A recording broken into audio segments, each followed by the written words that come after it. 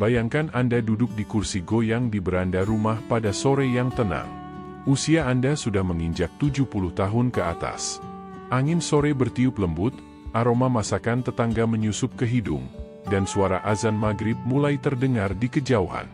Hidup terasa damai, sampai telepon berdering dan suara di seberang bertanya dengan nada penuh keheranan, "Benarkah Bapak mau menikah lagi?"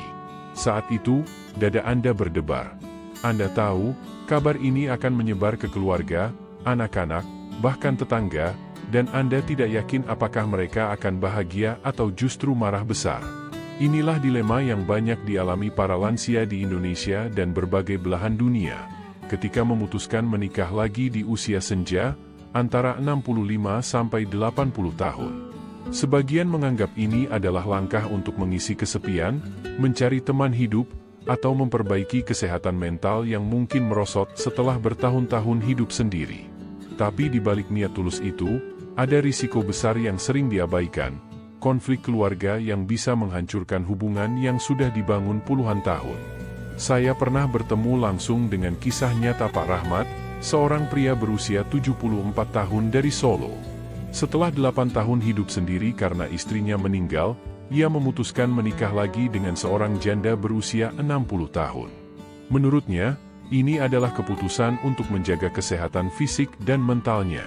Saya merasa lebih bersemangat kalau ada teman ngobrol, ada yang mengingatkan makan, minum obat, bahkan sekadar menegur kalau saya lupa memakai sandal saat keluar rumah, katanya sambil tersenyum. Namun, apa yang terjadi setelahnya justru membuatnya terkejut. 2 anaknya marah besar, tidak datang ke pesta pernikahan, dan 1 di antaranya memutus komunikasi selama hampir setahun. Fenomena ini bukan kasus langka. Berdasarkan data dari Journal of Aging Studies, 2022, sekitar 40% pernikahan kedua atau ketiga yang dilakukan oleh lansia memicu pertengkaran antar anggota keluarga, terutama anak kandung dan pasangan baru. Bahkan, di beberapa kasus, konflik ini berlanjut hingga ke ranah hukum, seperti perebutan warisan, hak tinggal di rumah, atau pembagian aset. Mengapa hal ini bisa terjadi? Karena menikah lagi di usia senja bukan hanya keputusan pribadi, ini menyentuh emosi, rasa aman, dan bahkan kepentingan finansial anak-anak serta keluarga besar. Sebagai lansia, Anda mungkin berpikir, ini hidup saya berhak bahagia. Dan itu benar, hidup memang hanya sekali, dan kebahagiaan adalah hak setiap orang, tanpa memandang usia. Namun, di sisi lain, kita juga harus jujur bahwa di usia 70 tahun ke atas, hidup bukan lagi hanya tentang saya, tapi juga tentang keluarga, anak-anak, cucu, bahkan jaringan sosial yang sudah terbentuk selama puluhan tahun. Setiap keputusan besar, termasuk menikah lagi, akan membawa konsekuensi yang tidak bisa dihindari. Coba bayangkan situasi berikut. Seorang pria lansia menikah lagi, dan beberapa bulan kemudian salah satu anaknya mulai mempertanyakan pembagian rumah yang selama ini mereka tempati bersama. Atau seorang ibu lansia menikah lagi, lalu tiba-tiba cucu-cucunya enggan berkunjung karena merasa ada orang baru yang mengisi rumah nenek mereka. Dalam beberapa kasus, hubungan ini membaik seiring waktu. Tapi tidak sedikit yang justru memburuk, meninggalkan jarak emosional yang sulit dipulihkan. Masalahnya, banyak lansia yang terjebak dalam euforia awal, fokus pada kebahagiaan pribadi setelah bertahun-tahun merasa kesepian, tanpa memikirkan langkah-langkah strategis untuk menjaga keharmonisan keluarga. Inilah yang membuat kesalahan fatal sering terjadi. Misalnya, ada yang mengumumkan rencana pernikahan secara mendadak tanpa membicarakannya terlebih dahulu dengan anak-anak. Ada pula yang langsung mencampur keuangan pribadi dengan pasangan baru, padahal aset tersebut juga berkaitan dengan hak anak. Dan ada juga yang mengabaikan saran dokter terkait kesehatan fisik sebelum menikah, sehingga akhirnya mengalami masalah medis yang mengganggu rumah tangga. Tidak sedikit lansia yang berpikir, nanti anak-anak juga akan mengerti. Tapi kenyataannya, pemahaman itu sering tidak datang dengan sendirinya. Anak-anak punya perasaan, kekhawatiran, bahkan mungkin rasa takut kehilangan. Beberapa anak khawatir orang tuanya dimanfaatkan secara finansial. Ada juga yang takut perhatian dan waktu yang biasanya mereka terima akan berkurang. Dan kita tidak bisa menutup mata bahwa faktor warisan seringkali menjadi pemicu utama perselisihan. Disinilah pentingnya Anda memahami bahwa menikah lagi di usia senja adalah seperti menyeberang jembatan yang rapuh. Anda bisa sampai di seberang dengan selamat jika melangkah hati-hati, tapi bisa juga jatuh jika terburu-buru atau menginjak papan yang lapuk. Lantas, bagaimana cara memastikan langkah ini membawa kebahagiaan, bukan bencana? Pertama, kenali risiko sejak awal. Kedua, pelajari kesalahan yang sering dilakukan orang lain. Ketiga, komunikasikan rencana dengan orang-orang terdekat sebelum mengambil keputusan final.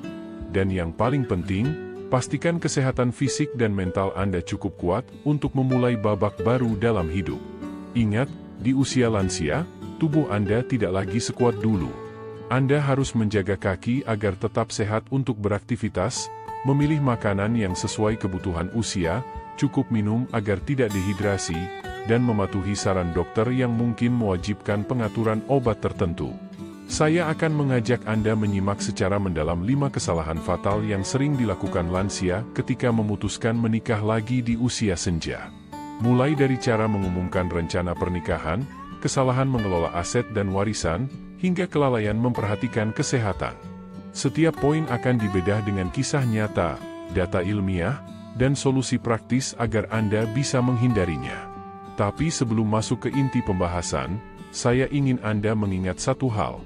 Keputusan menikah lagi di usia senja bukan hanya soal cinta, tapi juga soal tanggung jawab. Anda harus lebih bijak, lebih sabar, dan lebih strategis daripada ketika menikah di usia muda.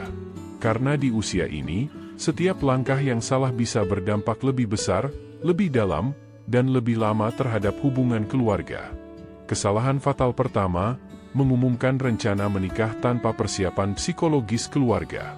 Banyak lansia yang memutuskan untuk menikah lagi di usia senja berpikir bahwa kabar bahagia ini akan diterima dengan sukacita oleh anak-anak dan keluarga besar.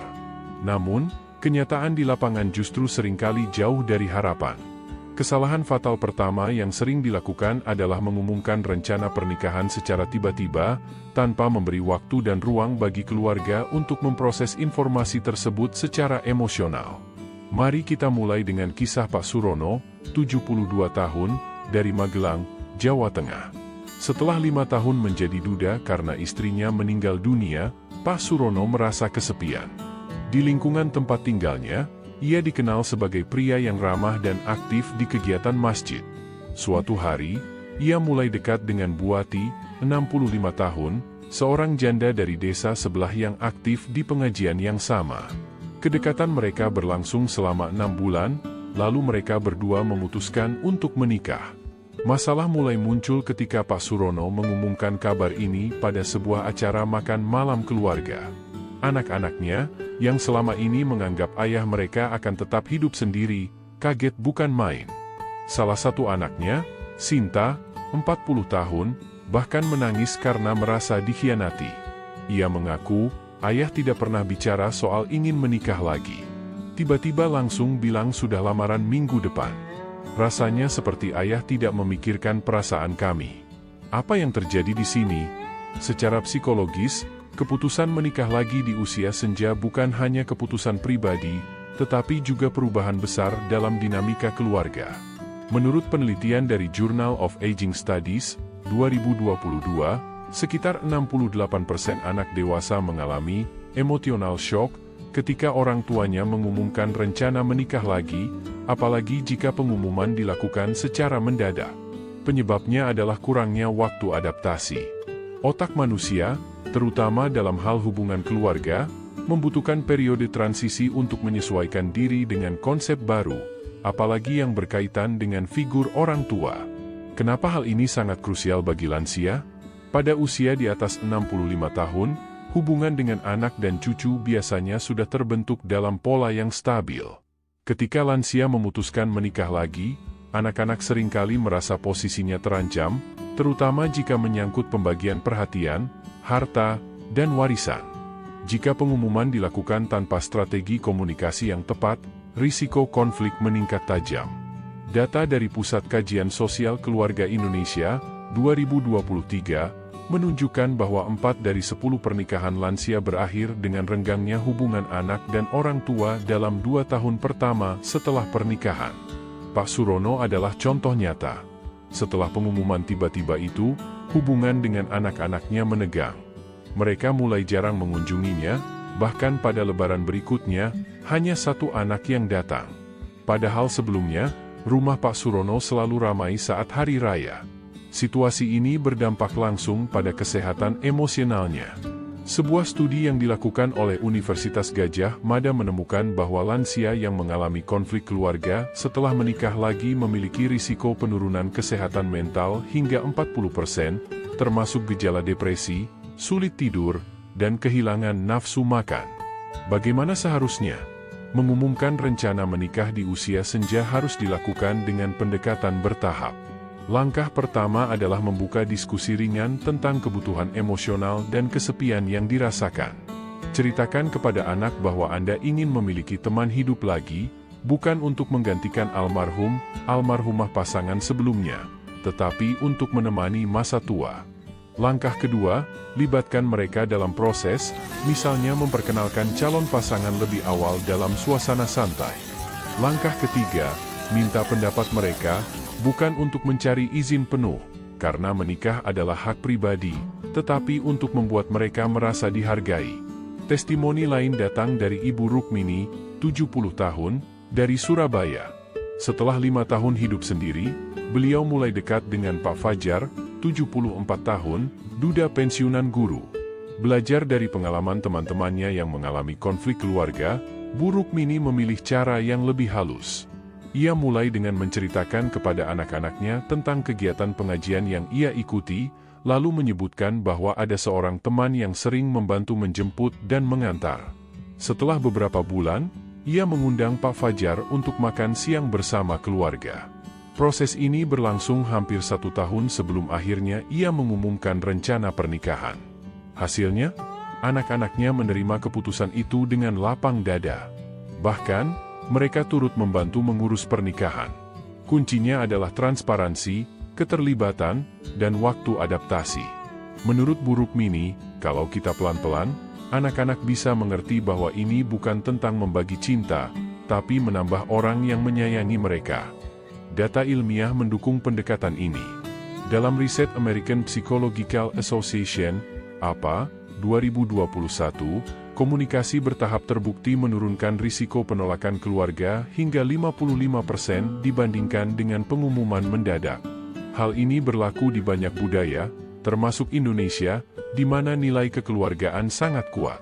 Selain itu, lansia yang merasa didukung oleh anak-anak setelah menikah lagi memiliki peluang hidup lebih panjang hingga 7 tahun, berkat berkurangnya stres kronis yang sering menjadi pemicu berbagai penyakit, termasuk hipertensi dan gangguan jantung. Namun, tidak semua orang bisa melakukan pendekatan seperti Bu Rukmini. Faktor emosional, rasa takut ditolak, atau bahkan rasa malu sering membuat lansia memilih jalan pintas, mengumumkan secara tiba-tiba atau bahkan menyembunyikan hingga hari pernikahan tiba. Padahal, cara ini hampir selalu memicu ledakan konflik. Disinilah pentingnya kesabaran dan strategi komunikasi. Mengapa ini menjadi kesalahan fatal nomor 1? Karena konflik yang dipicu oleh pengumuman mendadak seringkali sulit diperbaiki. Anak yang merasa dikhianati cenderung menyimpan rasa sakit hati dalam jangka panjang. Hubungan yang renggang akan mengurangi dukungan emosional dan sosial yang sangat dibutuhkan lansia di usia senja. Ingat, pada usia lanjut, dukungan keluarga bukan hanya soal kasih sayang, tapi juga dukungan praktis seperti bantuan saat sakit, pengaturan obat, atau sekadar ditemani saat makan. Kehilangan hal ini bisa mempercepat penurunan kualitas hidup. Selain itu, efek psikologis dari hubungan yang renggang bisa memengaruhi kesehatan fisik. Penelitian dari Harvard Th Chan School of Public Health, 2020, menemukan bahwa lansia yang terisolasi dari keluarga memiliki risiko kematian dini 26% lebih tinggi dibandingkan mereka yang memiliki hubungan harmonis. Isolasi sosial meningkatkan hormon stres kortisol, yang dalam jangka panjang merusak sistem kekebalan tubuh dan mempercepat penuaan sel. Kesimpulannya untuk poin ini, Jika Anda adalah lansia yang mempertimbangkan untuk menikah lagi, jangan pernah meremehkan cara Anda mengumumkannya. Luangkan waktu untuk mempersiapkan anak-anak secara psikologis. Gunakan pendekatan bertahap, libatkan mereka, dan hargai pendapat mereka. Ingatlah bahwa menikah di usia senja bukan hanya soal kebahagiaan pribadi, tetapi juga tentang menjaga jembatan komunikasi dengan keluarga. Sebab, pada akhirnya, harmoni keluarga adalah fondasi kesehatan dan ketenangan di usia lanjut. Kesalahan 2, mengabaikan pemeriksaan kesehatan sebelum menikah. Bagi pasangan muda, kesehatan seringkali dianggap hal yang tentu saja masih prima, sehingga jarang dibicarakan secara serius sebelum pernikahan. Namun, bagi Anda yang berada di usia senja, khususnya rentang 60-90 tahun, kondisi ini sama sekali berbeda. Pada tahap ini, tubuh dan pikiran sudah mengalami berbagai perubahan yang signifikan. Ada penyakit yang mungkin belum terdeteksi, ada risiko kesehatan yang meningkat, dan ada pula keterbatasan fisik yang bisa memengaruhi kehidupan rumah tangga sehari-hari. Sayangnya, banyak lansia yang memutuskan menikah lagi tanpa terlebih dahulu menjalani pemeriksaan kesehatan menyeluruh, yang pada akhirnya menimbulkan masalah besar, baik bagi dirinya sendiri maupun bagi pasangannya. Mungkin Anda pernah mendengar cerita seperti ini. Seorang pria berusia 72 tahun memutuskan menikah lagi dengan seorang wanita berusia 68 tahun. Keduanya saling mencintai, merasa cocok secara emosional, dan ingin saling menemani di masa tua. Mereka tidak menganggap perlu melakukan pemeriksaan kesehatan sebelum menikah, karena merasa masih sehat dan tidak punya keluhan serius. Namun, 3 bulan setelah menikah, sang suami tiba-tiba mengalami serangan jantung dan harus menjalani perawatan intensif. Ternyata, ia sudah lama memiliki riwayat penyakit jantung koroner yang tidak pernah diperiksakan secara serius. Sang istri yang baru menikah, yang juga memiliki masalah lutut parah, mendadak menjadi satu-satunya perawat, dan situasi rumah tangga berubah menjadi penuh beban dan stres. Kisah seperti ini bukanlah cerita langka. Dalam penelitian yang dipublikasikan oleh Journal of Aging and Health pada tahun 2022, ditemukan bahwa sekitar 65% lansia yang menikah lagi tidak melakukan pemeriksaan kesehatan pranikah. Akibatnya, banyak pasangan terkejut dengan kondisi medis pasangannya setelah menikah, yang memicu pertengkaran, kekecewaan, bahkan perceraian. Mengapa pemeriksaan kesehatan sangat penting di usia lanjut? Ada beberapa alasan mendasar mengapa pemeriksaan kesehatan bukan sekadar formalitas, tetapi kebutuhan mutlak sebelum memutuskan menikah lagi di usia senja. Mengapa pemeriksaan kesehatan sangat penting di usia lanjut? Ada beberapa alasan mendasar mengapa pemeriksaan kesehatan bukan sekadar formalitas, tetapi kebutuhan mutlak sebelum memutuskan menikah lagi di usia senja. 1. Deteksi penyakit kronis yang sering tidak bergejala. Banyak penyakit kronis seperti hipertensi, diabetes, atau penyakit ginjal stadium awal tidak menunjukkan gejala berarti pada tahap awal. Anda mungkin merasa sehat-sehat saja, padahal organ tubuh sedang mengalami kerusakan perlahan. Pemeriksaan medis lengkap dapat mengidentifikasi masalah ini sejak dini, sehingga pasangan bisa mempersiapkan langkah penanganan yang tepat. 2. Penilaian kemampuan fisik untuk menjalani aktivitas sehari-hari. Pernikahan, bahkan di usia tua, tetap memerlukan aktivitas fisik, berjalan, berbelanja, membersihkan rumah, hingga bepergian bersama. Pemeriksaan kesehatan dapat membantu menilai apakah sendi, otot, dan sistem kardiovaskular Anda mampu menangani rutinitas tersebut tanpa menimbulkan risiko. 3. Kesehatan mental dan emosional. Tidak sedikit lansia yang mengalami depresi, gangguan kecemasan, atau penurunan daya ingat, dementia ringan, tanpa disadari. Kondisi mental ini dapat memengaruhi kualitas komunikasi dan keharmonisan rumah tangga. Pemeriksaan psikologis atau kognitif sebelum menikah dapat membantu mempersiapkan strategi hidup bersama yang lebih bijak. 4. Transparansi dan kepercayaan dalam hubungan. Dengan saling terbuka mengenai kondisi kesehatan, pasangan bisa membangun kepercayaan sejak awal. Ini penting, karena salah satu sumber pertengkaran terbesar dalam pernikahan lansia adalah kejutan kesehatan yang muncul setelah menikah. 5. risiko mengabaikan pemeriksaan kesehatan. Mengabaikan pemeriksaan kesehatan pranikah di usia lanjut dapat memunculkan berbagai masalah serius, di antaranya 6. Beban finansial mendadak. Perawatan medis untuk penyakit kronis atau kondisi darurat di usia senja bisa sangat mahal. Jika Anda tidak mengetahui kondisi kesehatan pasangan sejak awal, Anda bisa terjebak dalam pengeluaran besar yang tidak direncanakan, bahkan menguras tabungan pensiun. 7. Beban fisik dan psikologis bagi pasangan. Jika salah satu pasangan mendadak sakit parah, pasangan lainnya mungkin harus menjadi perawat utama. Ini bukan hanya melelahkan secara fisik, tetapi juga menguras energi mental, terutama jika sang perawat juga memiliki masalah kesehatan sendiri. 8. Konflik keluarga. Anak-anak dari pernikahan sebelumnya mungkin akan menyalahkan pasangan baru jika kondisi kesehatan orang tua mereka memburuk. Mereka bisa berasumsi bahwa pernikahan baru memperburuk keadaan, meskipun sebenarnya penyakit sudah ada sebelumnya. 9. Gangguan kehidupan sehari-hari. Aktivitas sederhana seperti bepergian, menghadiri acara keluarga, atau bahkan mengobrol di sore hari bisa terganggu jika salah satu pasangan sering sakit atau tidak memiliki energi. Jenis pemeriksaan kesehatan yang disarankan sebelum menikah lagi di usia senja. Bagi Anda yang mempertimbangkan pernikahan di usia 60-90 tahun, berikut adalah pemeriksaan yang sebaiknya dilakukan.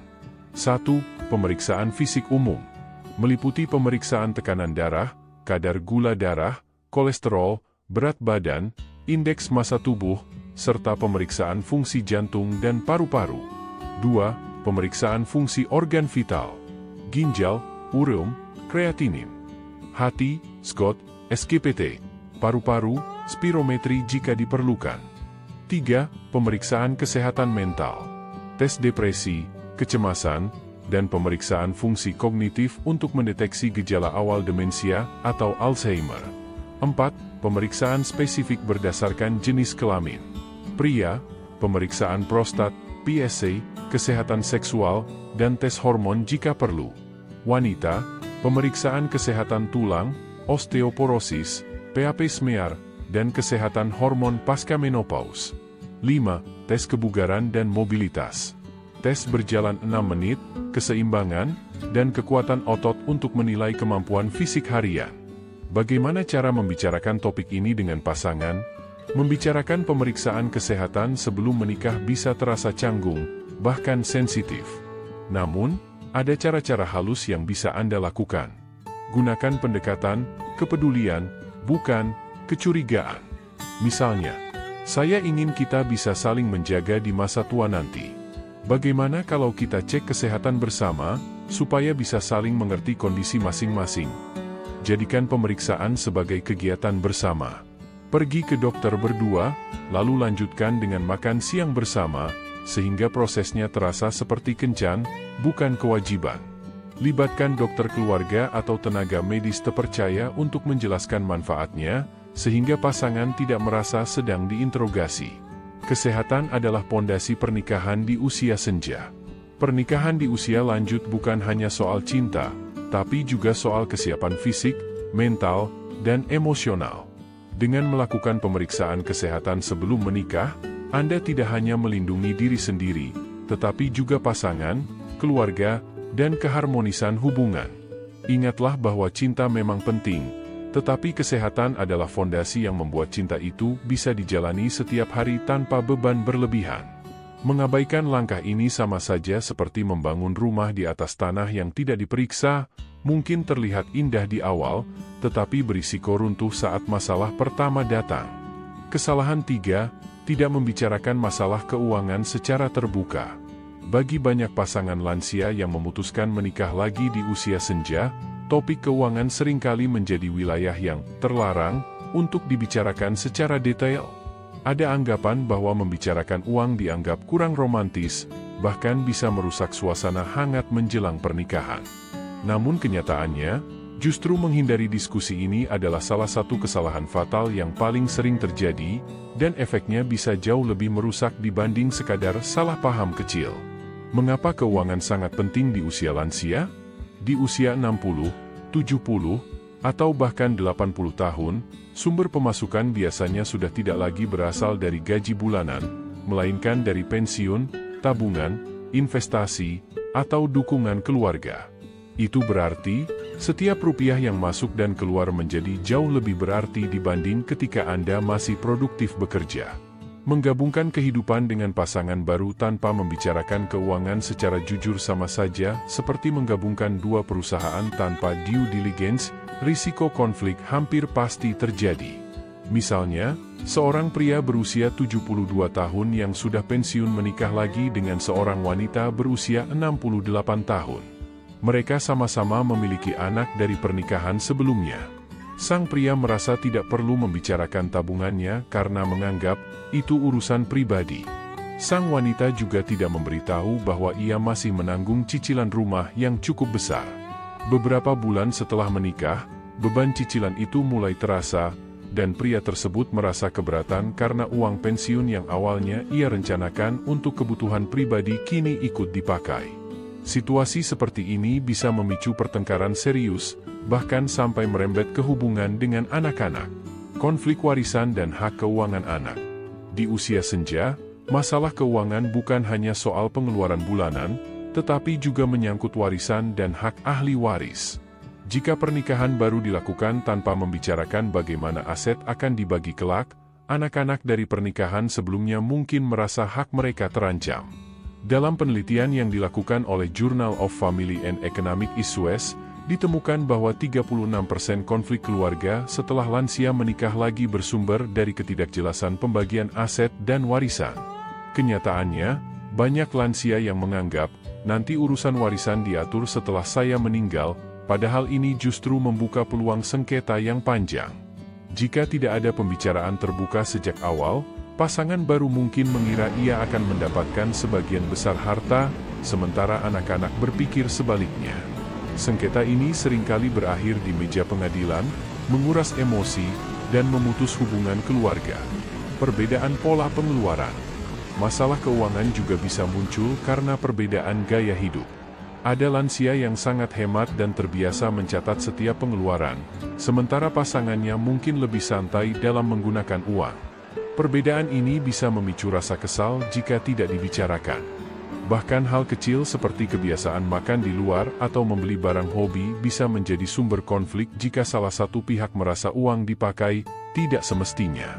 Contoh nyata, seorang wanita berusia 70 tahun yang menikah lagi dengan pria berusia 74 tahun di Surabaya. Sang wanita terbiasa hidup sederhana dan memasak di rumah, sementara sang pria senang makan di restoran 3 kali seminggu. Awalnya sang wanita mengikuti saja, tetapi lama-kelamaan ia merasa uang pensiun mereka terkuras terlalu cepat. Karena tidak ada kesepakatan awal, pembicaraan soal ini menjadi tegang dan saling menyalahkan. Dampak psikologis dari ketidakjelasan keuangan. Ketika tidak ada transparansi, rasa curiga mudah muncul. Jika salah satu pihak melihat pasangannya sering mengeluarkan uang dalam jumlah besar tanpa penjelasan, ia mungkin mulai bertanya-tanya, apakah dia masih memberi uang ke mantan keluarganya? Apakah dia menyembunyikan hutang? Rasa curiga ini bisa merusak kepercayaan, dan tanpa kepercayaan, hubungan rumah tangga akan rapuh. Bahkan menurut studi American Psychological Association, masalah keuangan adalah salah satu pemicu utama stres dalam pernikahan, dan stres ini berdampak langsung pada kesehatan fisik lansia. Tekanan darah bisa meningkat, kualitas tidur menurun, dan daya tahan tubuh melemah. Bagi lansia, ini bukan sekadar masalah psikologis, tetapi ancaman nyata terhadap kesehatan. Bagaimana cara membicarakan keuangan dengan bijak? Agar terhindar dari konflik, pembicaraan keuangan harus dilakukan sebelum menikah, dan dilakukan secara terbuka, jujur, dan menyeluruh. Beberapa langkah bijak yang bisa dilakukan antara lain. 1. Buat daftar aset dan hutang. Kedua belah pihak perlu saling mengetahui aset yang dimiliki, mulai dari tabungan, properti, kendaraan, hingga investasi. Begitu pula dengan hutang atau kewajiban yang masih ada. Hal ini bukan untuk menghitung siapa lebih kaya, tetapi untuk mengetahui kondisi nyata sebelum mengambil keputusan. 2. Bahas pengeluaran bulanan. Tentukan siapa yang akan menanggung kebutuhan rumah tangga, berapa besar kontribusinya, dan bagaimana jika ada pengeluaran tak terduga seperti biaya rumah sakit atau renovasi rumah. 3. Rencanakan pembagian warisan. Ini mungkin topik sensitif, tetapi penting dibicarakan.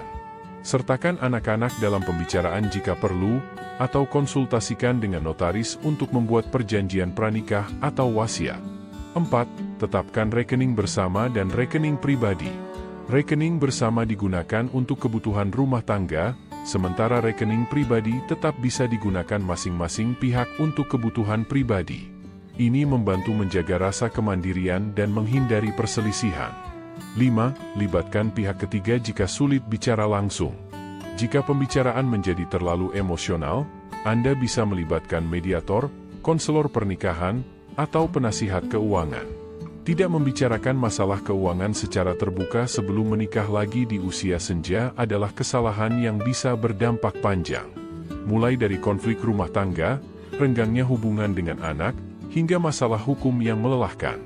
Keterbukaan sejak awal bukan berarti merusak romantisme, justru itu adalah bentuk kasih sayang yang matang, memastikan bahwa hubungan dibangun di atas kejujuran dan saling menghargai.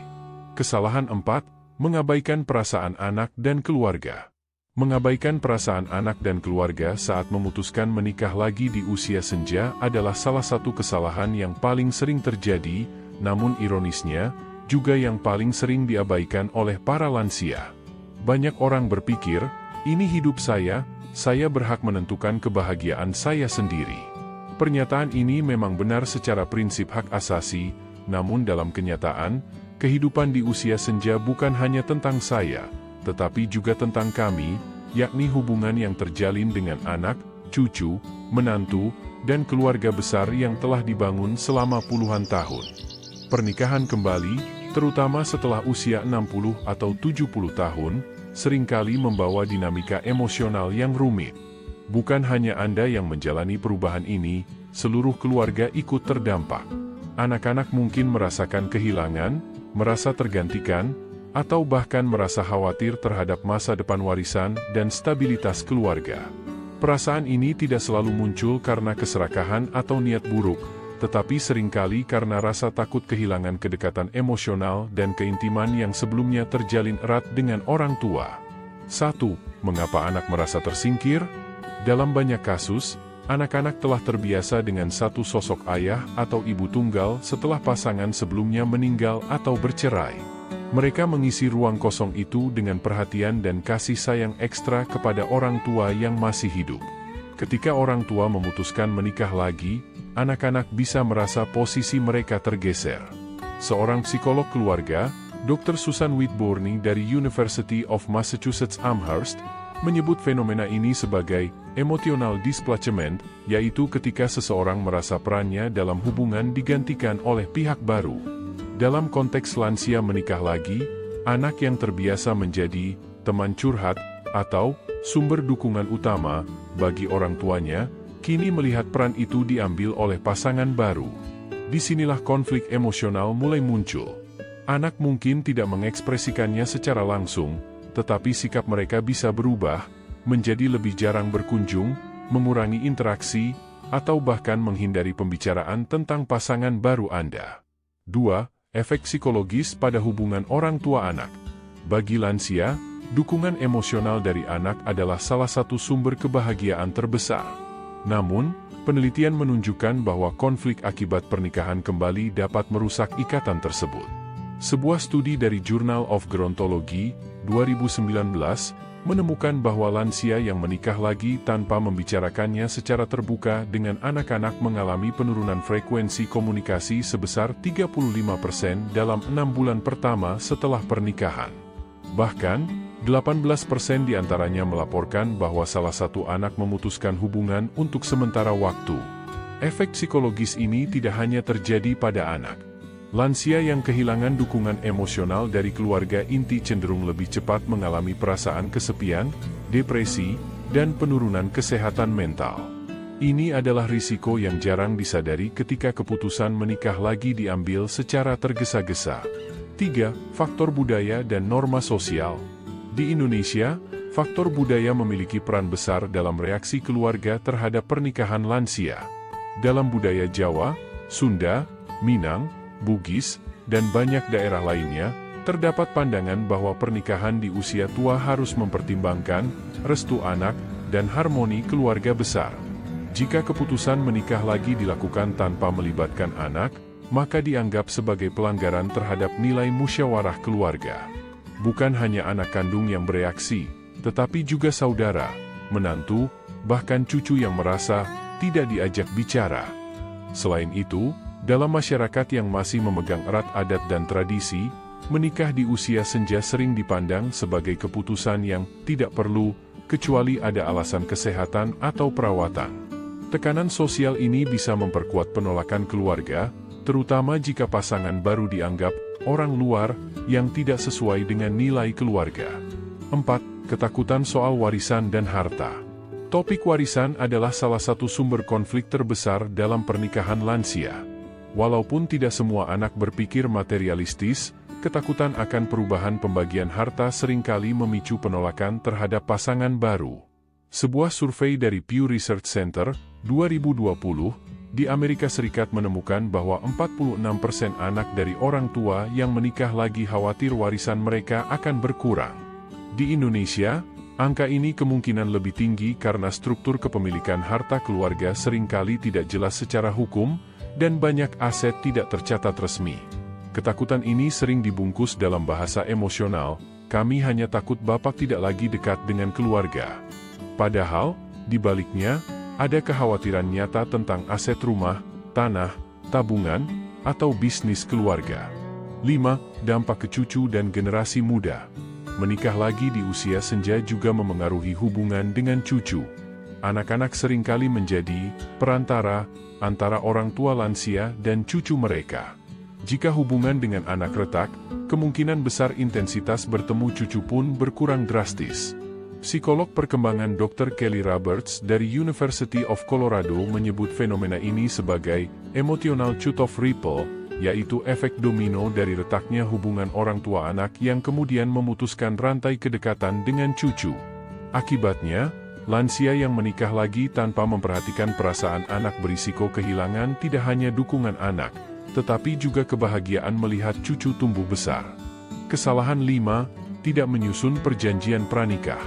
Bagi sebagian orang, istilah perjanjian pranikah atau prenup seringkali terdengar dingin, kaku, bahkan menyinggung perasaan. Banyak yang menganggapnya sebagai tanda ketidakpercayaan kepada pasangan. Kalau dari awal sudah pakai perjanjian, berarti tidak tulus mencintai, begitu pikir sebagian besar pasangan, terutama generasi yang menikah pada era 60-an dan 70-an, di mana romantisme seringkali diartikan sebagai percaya penuh tanpa syarat. Namun, di usia senja, pernikahan bukan lagi sekadar soal cinta dan kebersamaan. Ia juga menyangkut warisan, hak-hak anak, aset yang dikumpulkan selama puluhan tahun, dan perlindungan finansial di masa tua. Tidak membuat perjanjian pranikah di usia ini ibarat berlayar tanpa kompas di tengah laut yang penuh karang, risiko tabrakan besar, meskipun niat hati hanya ingin berlayar santai menikmati senja. Mengapa perjanjian pranikah penting bagi lansia? Di usia 60, 70, bahkan 80 tahun, Anda kemungkinan besar sudah memiliki sejarah hidup panjang, rumah, tanah, tabungan, pensiun, bahkan investasi yang dibangun sejak masih muda. Semua itu biasanya bukan hanya milik pribadi, tetapi juga milik keluarga, secara emosional, terutama bagi anak-anak. Disinilah masalah sering muncul. Ketika lansia menikah lagi tanpa perjanjian pranikah, hukum di Indonesia, dan di banyak negara lain, secara otomatis menganggap semua aset yang dimiliki, baik sebelum maupun sesudah pernikahan, bisa menjadi bagian dari harta bersama. Akibatnya, jika suatu hari Anda meninggal dunia, pasangan baru berhak atas bagian tertentu dari harta itu, dan anak-anak mungkin merasa hak mereka tergerus. Data dari American Academy of Matrimonial Lawyers menunjukkan bahwa lebih dari 45% kasus sengketa warisan yang melibatkan lansia berawal dari pernikahan kedua atau ketiga yang tidak diatur dengan jelas melalui perjanjian pranikah. Di Indonesia, walaupun angka statistiknya belum terdokumentasi secara rinci, Para pengacara keluarga mengakui tren serupa mulai meningkat seiring bertambahnya angka lansia yang menikah lagi. Dampak hukum tanpa perjanjian pranikah. Mari kita ilustrasikan dengan sebuah contoh nyata yang dialami Pak Suryo, 72 tahun, dari Surabaya. Setelah menjadi duda selama 8 tahun, ia menikah lagi dengan Bu Ratna, 65 tahun, seorang janda tanpa anak. Mereka tidak membuat perjanjian pranikah karena merasa tidak enak membicarakan harta. Beberapa tahun kemudian, Pak Suryo meninggal dunia. Rumah yang sudah ia miliki sejak muda, bahkan dibangun sebelum mengenal Bu Ratna, secara hukum masuk dalam daftar harta bersama. Anak-anak Pak Suryo terkejut saat mengetahui bahwa rumah itu harus dibagi dengan ibu tiri mereka. Hasilnya, konflik keluarga yang panjang. Bu Ratna merasa rumah itu adalah rumah bersama, karena mereka menikah dan tinggal di sana selama bertahun-tahun. Anak-anak merasa rumah itu adalah rumah warisan dari ayah mereka. Kasus ini akhirnya sampai ke pengadilan, menghabiskan waktu, biaya, dan yang paling menyakitkan, merusak hubungan kekeluargaan. Padahal, jika sejak awal ada perjanjian pranikah yang mengatur bahwa rumah tersebut tetap menjadi harta pribadi Pak Suryo, semua sengketa ini bisa dihindari. Faktor psikologis, mengapa lansia sering menolak prenup? Banyak lansia enggan membuat perjanjian pranikah karena takut dianggap materialistis atau tidak percaya kepada pasangan. Ada pula yang berpikir, kami sudah tua, untuk apa memikirkan harta? Yang penting hidup bahagia bersama. Masalahnya, kebahagiaan itu tidak hanya bergantung pada hubungan suami istri, tetapi juga hubungan dengan anak, cucu, dan keluarga besar. Ketika perjanjian pranikah diabaikan, potensi gesekan dengan anak dan kerabat menjadi lebih besar.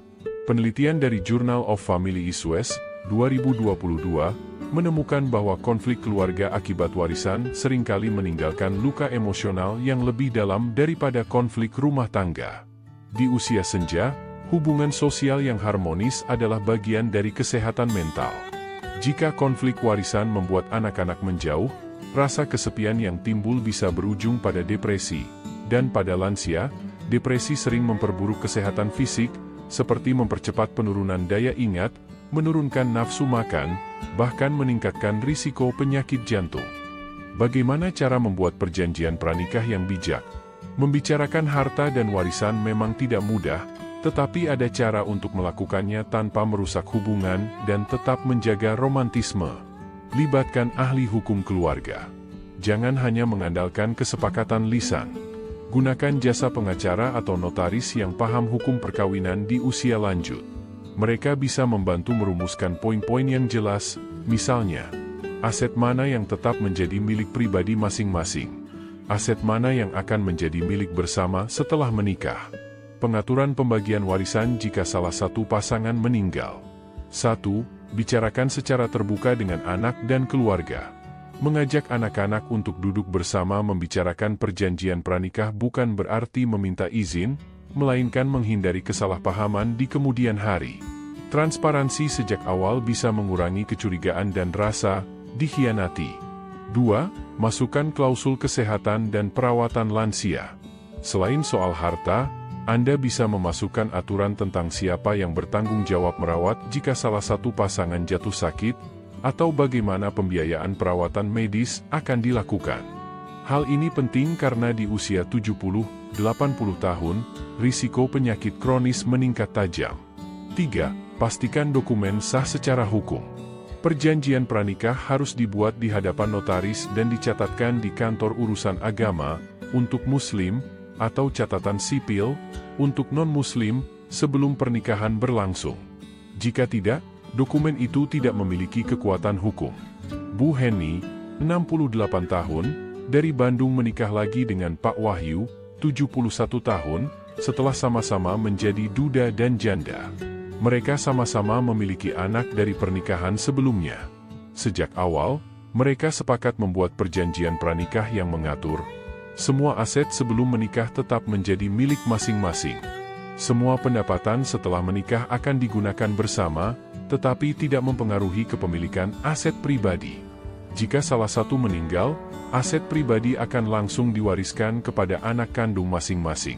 Hasilnya, hubungan tetap harmonis, anak-anak dari kedua pihak merasa aman, dan pasangan ini bisa menikmati hidup bersama tanpa bayang-bayang konflik harta. Bu Heni berkata, perjanjian ini bukan karena kami tidak percaya. Justru karena kami saling menghargai, kami ingin melindungi satu sama lain dan keluarga kami. Di usia muda, pernikahan bisa murni soal cinta. Tapi di usia senja, cinta harus berjalan berdampingan dengan logika dan perlindungan hukum. Mengabaikan perjanjian pranikah bukan hanya kesalahan finansial, tetapi juga kesalahan emosional yang bisa memicu keretakan keluarga. Perjanjian pranikah bukan berarti mengurangi rasa cinta. Sebaliknya, ia adalah bentuk kasih sayang yang matang, melindungi pasangan, anak-anak, dan masa depan bersama dari konflik yang sebenarnya bisa dihindari. Saudara-saudara yang saya hormati, menikah lagi di usia senja memang bukan hal yang salah. Bahkan, bagi sebagian orang, ini bisa menjadi sumber kebahagiaan baru. Namun, kebahagiaan itu hanya akan bertahan jika dibangun di atas pondasi yang kuat, komunikasi yang jujur, kesiapan mental dan fisik, keterbukaan soal keuangan, serta rasa hormat terhadap perasaan anak-anak dan keluarga besar. Kita sudah membahas 5 kesalahan fatal yang sering dilakukan para lansia ketika memutuskan untuk menikah lagi.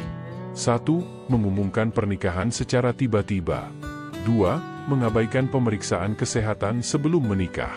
3. Tidak memikirkan kondisi finansial jangka panjang. 4. Mengabaikan perasaan anak dan keluarga. 5. Tidak menyusun perjanjian pranikah. Semoga pembahasan ini bisa menjadi bahan pertimbangan bagi Anda atau orang terdekat yang sedang menghadapi situasi serupa. Karena pada akhirnya, tujuan dari pernikahan di usia senja adalah menemukan ketenangan, bukan menambah beban atau konflik. Sekarang saya ingin mendengar pendapat Anda.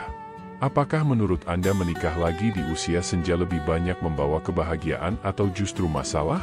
Tulis jawaban dan pengalaman Anda di kolom komentar, karena siapa tahu, cerita Anda bisa menjadi pelajaran berharga bagi orang lain. Jangan lupa untuk mendukung channel Kebijaksanaan Lansia. Klik like jika Anda merasa video ini bermanfaat. Tekan tombol subscribe dan nyalakan lonceng notifikasi agar tidak ketinggalan pembahasan penting seputar kehidupan dan kebijaksanaan di usia lanjut. Bagikan video ini kepada teman atau keluarga yang Anda rasa perlu mendapatkan informasi ini. Terima kasih telah menonton video ini sampai selesai. Semoga kesehatan, kebahagiaan, dan ketenangan selalu menyertai langkah Anda di setiap sisa perjalanan hidup yang penuh makna ini. Sampai jumpa di video Kebijaksanaan Lansia berikutnya.